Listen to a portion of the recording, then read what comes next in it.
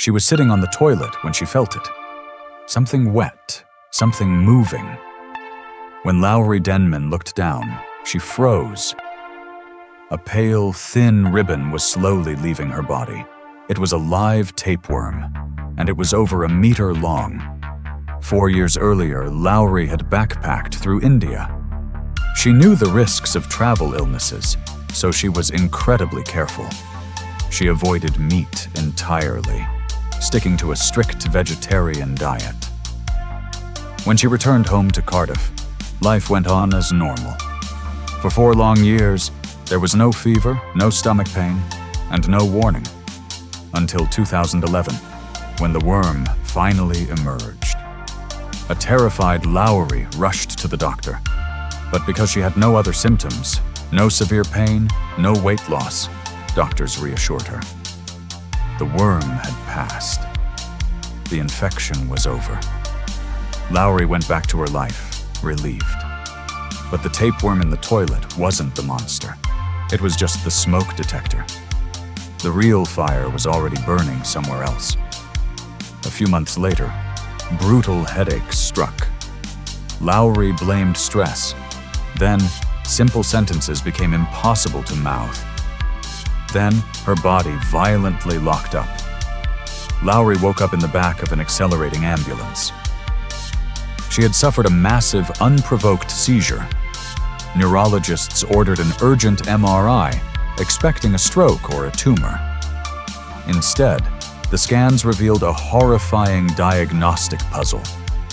Scattered across Lowri's brain tissue were dozens of small, fluid-filled shadows. Not 1, not 5, 38. Lowri was diagnosed with Neurocysticercosis, a parasitic brain infection caused by the larvae of the pork tapeworm, Taenia solium.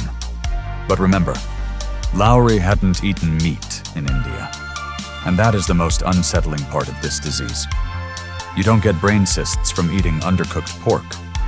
You get them by accidentally swallowing microscopic tapeworm eggs, hidden in water, on contaminated vegetables, or unwashed hands.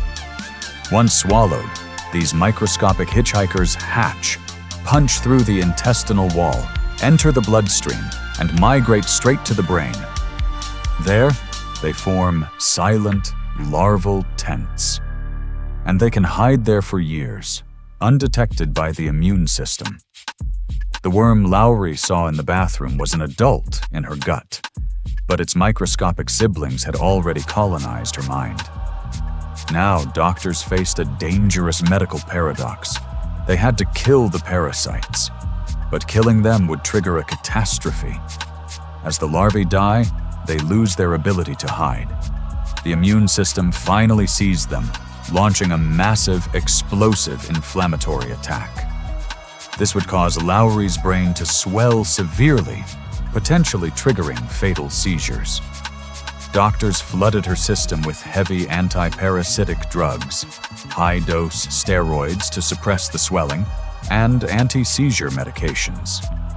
The treatment worked to kill the worms, but the collateral damage was devastating.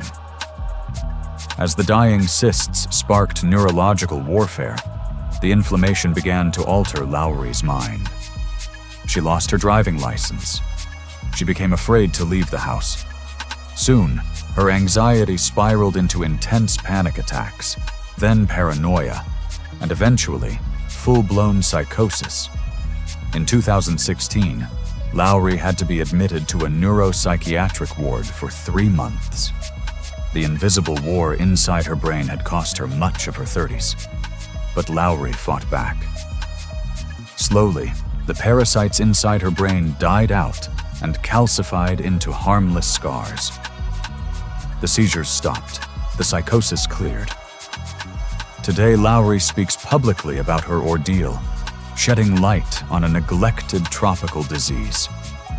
She thought the nightmare ended the day she looked in the toilet. In reality, the enemy had already taken the high ground, proving that sometimes the most dangerous threats are the ones that remain completely silent.